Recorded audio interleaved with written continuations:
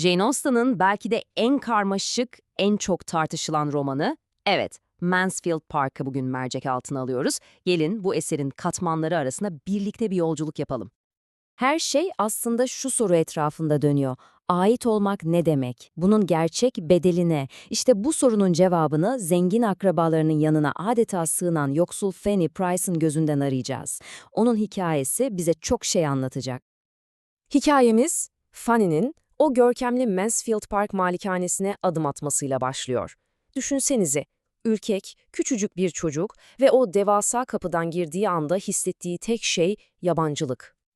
Ve tabii onu karşılayan kuzenleri Maria ve Julia var. Ona nasıl baktıklarını görüyor musunuz? Tam bir küçümsemeyle. Bu bakışlar aslında her şeyi özetliyor. Aralarındaki o devasa sınıf ve eğitim farkını daha ilk saniyeden yüzünüze çarpıyor. İşte bu sözler durumu ne kadar net ortaya koyuyor değil mi? O gerçekten o kadar cahil ki diyorlar. Yani evet onlara bir sürü şey öğretilmiş, bilgilerle donatılmışlar ama en temel şeyi atlamışlar. Empati ve alçak gönüllülük. Neyse ki bu soğuk atmosferde bir ışık beliriyor. Kuzeni Edmund. Edmund, Fanny için sadece bir akraba değil, aynı zamanda bir koruyucu, bir arkadaş, bir ahlak pusulası.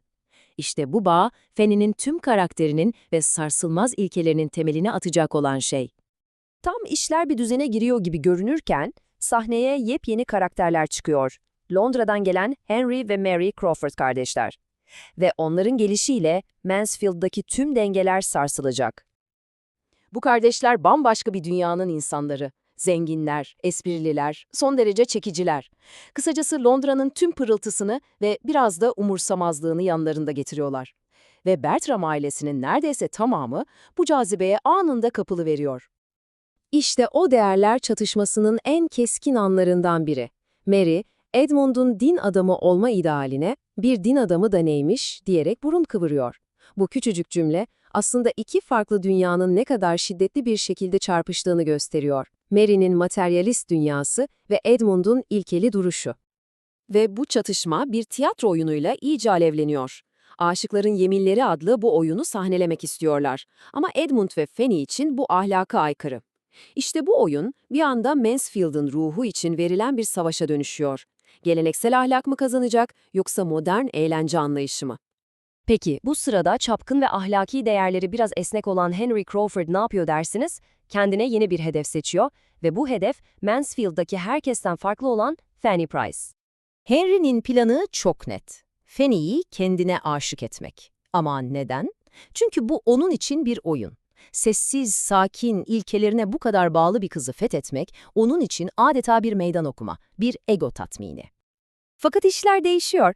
Henry, oynadığı bu oyuna kendini o kadar kaptırıyor ki, Fanny'e gerçekten aşık olduğuna inanmaya başlıyor. Ve sonunda o büyük adımı atıp Fanny'e zenginlik ve statü dolu bir hayat teklif ediyor. Ve işte romanın en önemli kırılma anlarından biri. Herkesin, özellikle de amcası Sir Thomas'ın inanılmaz baskısına rağmen Fanny, hayır diyor. Neden mi? Çünkü Henry'nin parasına, statüsüne değil, karakterine bakıyor. Ve o karaktere işte ona bir türlü güvenemiyor. Bu inanılmaz bir ilke duruşu.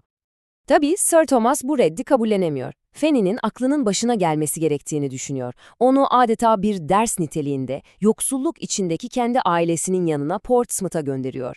Planı basit. Fanny sefaleti görsün de zenginliğin kıymetini anlasın. Ama bu ziyaret Fanny için tam bir şok etkisi yaratıyor. Mansfield Park'ın o düzenli, sakin, hatta bazen sıkıcı dünyasından sonra Portsmouth'taki evinin kaosu, gürültüsü, sefaleti ve ihmalkarlığı yüzüne bir tokat gibi çarpıyor. Ama bakın Sir Thomas'ın planı tamamen geri tepiyor. Fanny, Henry'nin zenginliğine hasret çekeceğine tam tersine Mansfield Park'ın gerçek değerini anlıyor. Evet, orası kusurluydu ama bir düzeni, ilkeleri ve en önemlisi bir istikrarı vardı. İşte Fanny asıl zenginliğin bu olduğunu fark ediyor. Fanny, Portsmouth'ta kendini ve değerlerini yeniden keşfederken, geride bıraktığı o parlak Mansfield dünyası kendi içinde yavaş yavaş çürümeye başlıyor. Büyük bir fırtına yaklaşıyor. Ve o fırtına kopuyor. Bertram ailesinin ahlaki çöküşü adeta bir domino etkisi yaratıyor. Büyük oğul Tom, sorumsuz yaşam tarzı yüzünden ölümün eşiğine geliyor. evli olan kızı Maria, Henry Crawford ile kaçarak büyük bir skandala imza atıyor. Ve en küçük kızları Julia da uygunsuz bir adamla evden kaçıyor. İşte o şatafatlı eğitimin arkasındaki ahlaki boşluk şimdi bir yıkım olarak karşılarına çıkıyor. Peki Henry Crawford? Onun Maria'nın peşine düşmesinin tek bir sebebi var: kibir. Reddedilmeyi, özellikle de evli bir kadın tarafından reddedilmeyi hazmedemiyor. Ve işte bu kibri, bu egosu yüzünden sadece etrafındakilerin değil, Fanny ile kurabileceği geleceğin de sonunu getiriyor. Bu skandallar zinciri bir kişinin daha gözünü açıyor, Edmund. Mary Crawford'ın bu ahlaksız ilişkiyi normal karşılaması, hatta hafife alması, Edmund'ın nihayet onun gerçek yüzünü görmesini sağlıyor. Edmund'ın dediği gibi bu basit bir hata değil, bir ilke hatası, bozulmuş bir zihnin ürünü. Ve tüm bu kaosun ortasında Fanny Mansfield'a geri dönüyor. Ama artık o, unutulmuş, zavallı kuzen değil, o, ailenin tutunabileceği tek sağlam dal, ahlaki dayanağı. Onun o sessiz gücü ve sarsılmaz ilkeleri, enkaz halindeki aile için bir anda sığınılacak tek liman oluveriyor. Gözleri açılan sadece aile değil, Edmund da. Bütün hayalleri yıkıldıktan sonra yanı başında duran o gerçek değeri, yani Fanny'yi nihayet fark ediyor ve sonunda olması gereken oluyor. Evleniyorlar. Hikayenin başından beri hor görülen o sadakat ve dürüstlük en sonunda hak ettiği değeri buluyor. Yani aslında Mansfield Park sadece 4 duvarı olan büyük bir ev değil. O bir idealin simgesi. İstikrarın, ahlaki düzenin, geleneğin simgesi. Önce sınanan, sonra bozulan ve en sonunda Fanny sayesinde yeniden kurtarılan bir idealin. Romanın sorduğu soru da bu aslında. Gerçek yuva nedir? Lüks bir malikane mi, yoksa ahlaki ve kişisel bütünlüğümüz mü? Peki, günümüzün bu kadar gürültülü, bu kadar hırs dolu dünyasında Fanny'nin o sessiz dürüstlüğünün hala bir gücü var mı? Mansfield Park'a göre evet var. Hatta en büyük güç bu. Asıl soru şu: bizler bugün bu tür niteliklere ne kadar değer veriyoruz? İşte bu düşünceyle sizi baş başa bırakıyorum.